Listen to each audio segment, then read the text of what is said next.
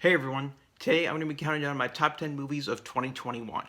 Quick note, I saw a lot of great movies this year, to the point where 1 through 8 are all 5-star movies.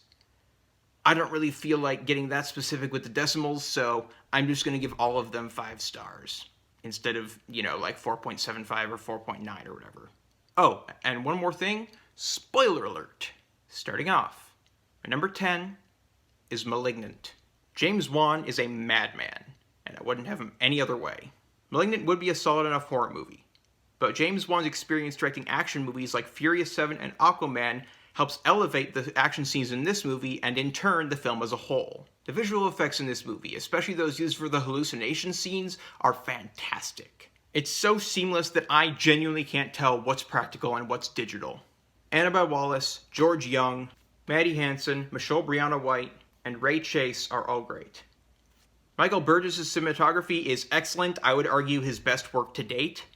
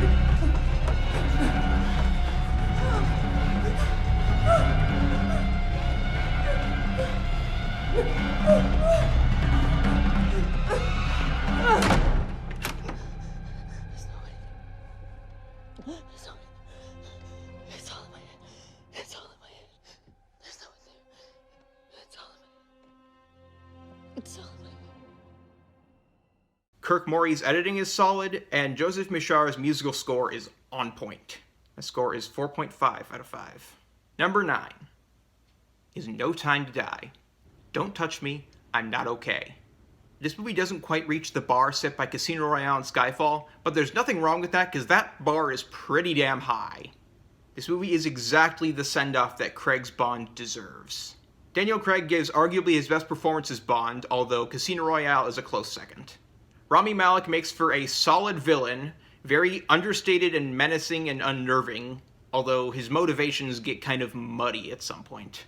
Apparently Rami Malek said that he wanted his character to be as unsettling as possible, and yeah, he succeeded and then some. Léa Seydoux elevates Madeleine Swann from an average Bond girl to a top-tier Bond girl, and also gives us a literal Bond girl. If you know, you know. Lashana Lynch, Ralph Fiennes, Ben Whishaw, Naomi Harris, Jeffrey Wright, and Christoph Waltz are all good, if not great. And Ana de Armas absolutely steals the show. Her spin-off better be in development right now. I apologize in advance if I butcher this or any other names. Cary Joji Fukunaga's direction is solid, and his and Phoebe Waller-Bridge's script is on point. The cinematography and editing are both great. The musical score is awesome, and Billie Eilish's No Time to Die is definitely the second best Craig Bond theme after Adele's Skyfall.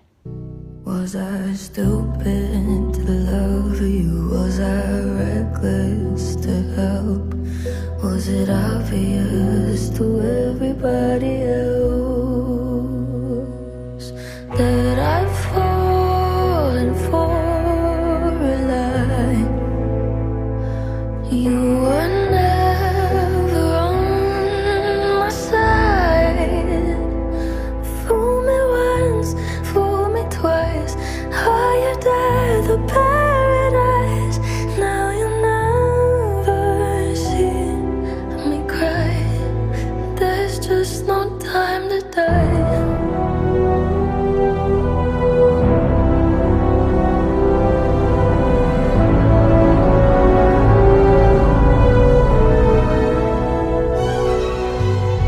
The score is 4.6 out of 5. Number 8 is Army of the Dead.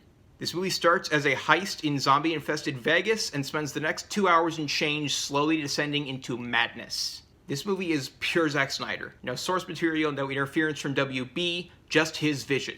Literally, since he was both the director and cinematographer. It's glorious. How I wish that there were more than the 24 hours in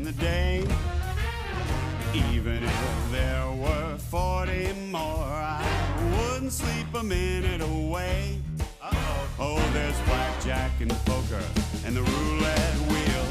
A fortune won and lost on every deal. All you need's a strong heart and a nerve of steel.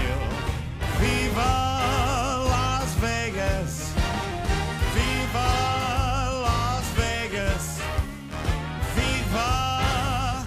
Viva! Watch out, Elvis! Las Vegas! Apparently Snyder got his hands on some old lenses with like a very shallow depth of field, and he makes really good use of it. Like any Snyder movie, there's a little too much slow-mo, but at no point did it ever feel egregious. Or at least not to me. Anyway, the shallow depth of field is used very deliberately, which I think is why it works. The script is pretty great. Maybe could have used a little trimming of the fat, but overall, no major complaints. The characters all have strong motivations and the leads get plenty of development. Just as importantly, none of the characters are one beat.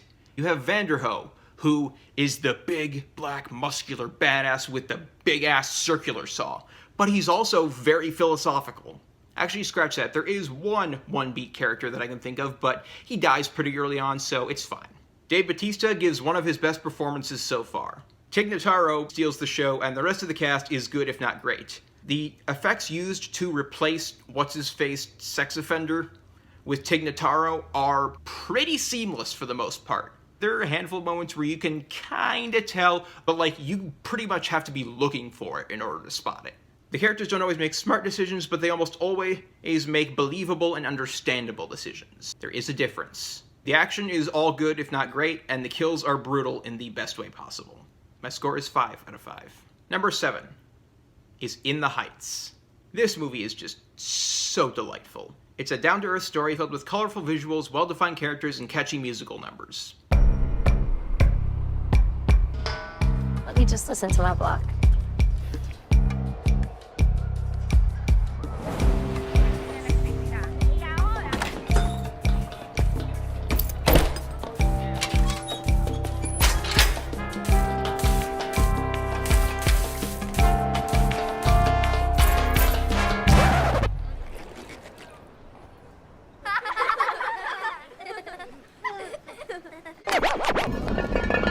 Lights up on Washington Heights, up at the break of day. I wake up and I got this little punk I gotta chase away.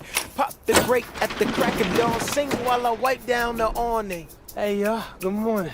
Ice cold piragua, palcha, china, cherry, strawberry, and just for today I got my mate. Oye, piragüero, ¿cómo está? Como siempre, señor Usnavi.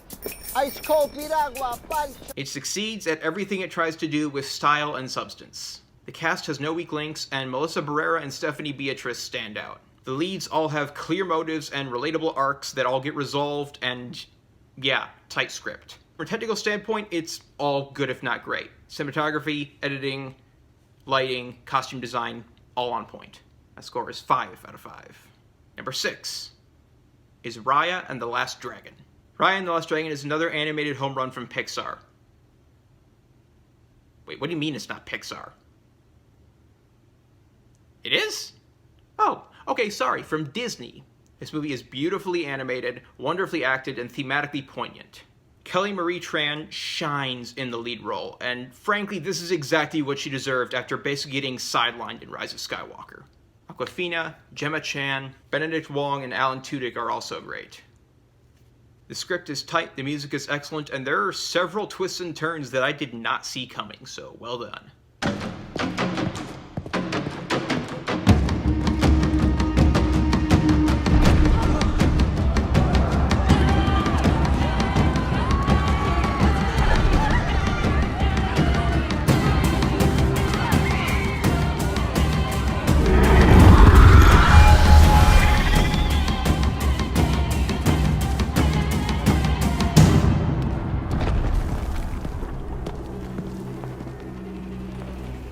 Namari! Let's finish this, Venturi.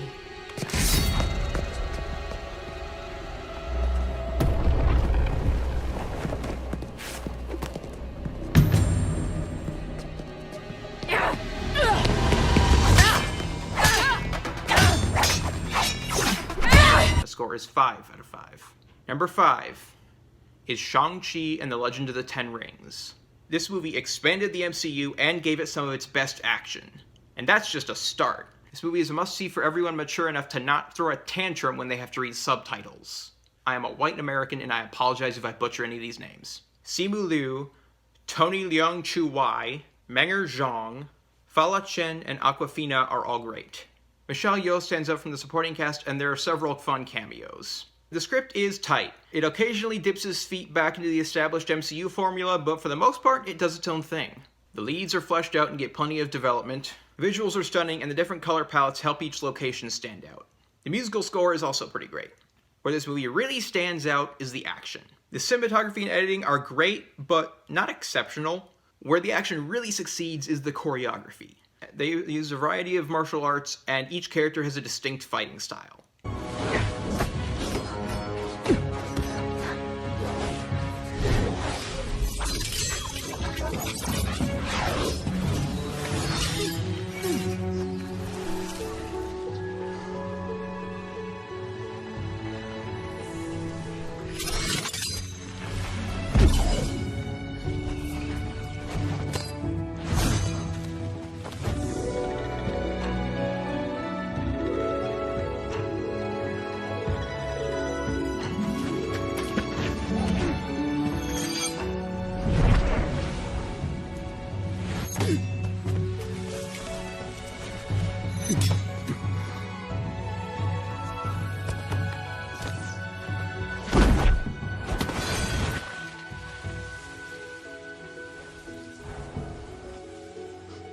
My score is 5 out of 5.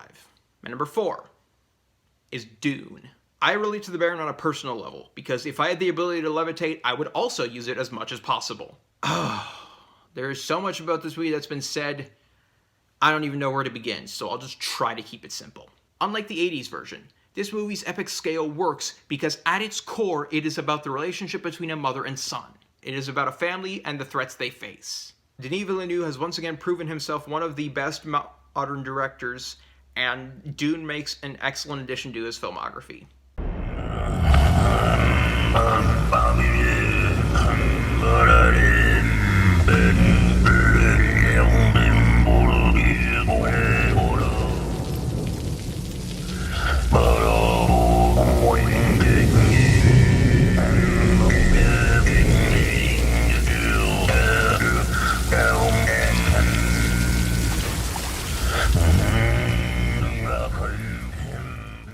The score is 5 out of 5. Number 3 is Last Night in Soho. Edgar Wright is a mad genius, and I love him for it. This is his first purely dramatic work that I'm aware of, and yeah, it works. It really works. It's not his best movie, but it's still fucking great. Thomasin McKenzie is excellent. Anya Taylor-Joy is a treat. And the rest of the cast is all good, if not great.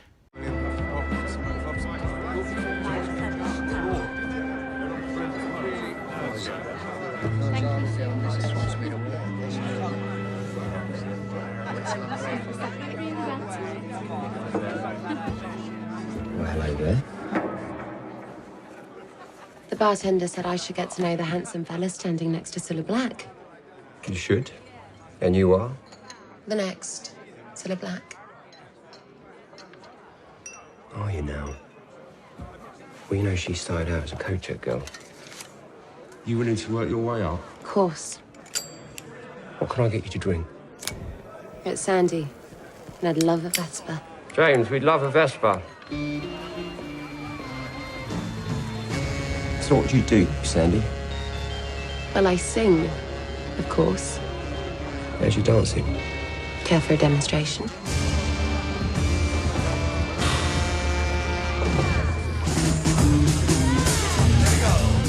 The visual aesthetic is striking, and Wright does a great job of differentiating the two time periods. The cinematography and editing are great, and the music is top-notch.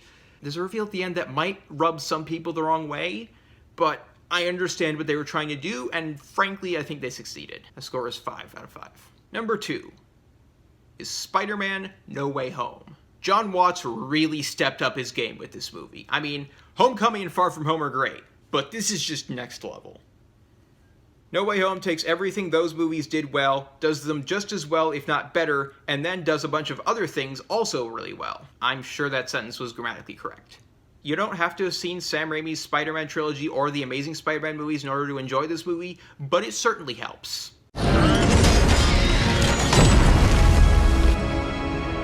Hello, Peter. Hi? Do I know you? What have you done with my machine? Your machine? I don't know what you're talking about. I don't know. What machine?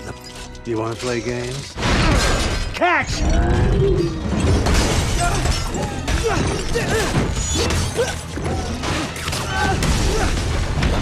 Don't worry, ma'am! I'm coming!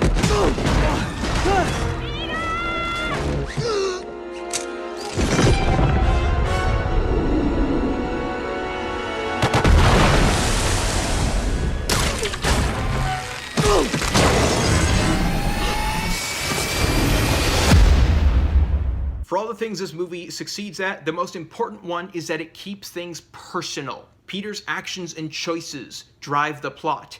His inner conflict is directly connected to the external conflict, and that's why they both work. And yes, there is fan service, but none of it feels egregious, so thank you for that. My score is 5 out of 5. Finally, my number 1 is The Suicide Squad. James Gunn is a national treasure who must be protected at all costs. The Suicide Squad is arguably his masterpiece. The acting is solid across the board. Daniela Melchior is the standout here, and she makes Ratcatcher 2 the emotional heart of the film. Idris Elba, Margot Robbie, Joel Kinnaman, John Cena, David Dastmalchian, Sylvester Stallone, and Viola Davis are all good if not great. The main characters all have depth and arcs, and you genuinely care about at least some of them. Yo, is this a dog? What? Is this thing a dog? A dog? Yes. What kind of dog do you think it is, mate? I don't know. I'm not familiar with all the breeds. I'm gonna go with Afghan Hound. Since when does an Afghan have that bloody thumbs? Oh my god, is it a werewolf? I've wanted to meet a werewolf forever. Yo, they turned me into a werewolf? Right. Yo, let me know. I do not a werewolf, bro. Yeah, he's not a werewolf, okay? He's a weasel. He's harmless. I mean, he's not harmless. He's killed 27 children, but, you know, we got him to, I think he's agreed to do this. Whatever the case, just everyone get in a position to drop. It's well shot, well edited, well directed. The action, music, and comedy are all great, and the emotional moments genuinely work.